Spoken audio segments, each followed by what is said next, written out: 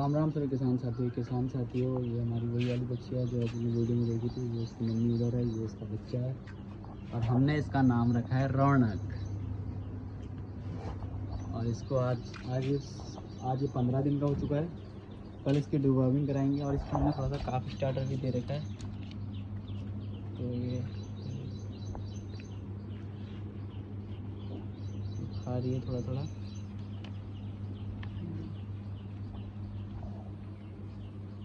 खा रही है।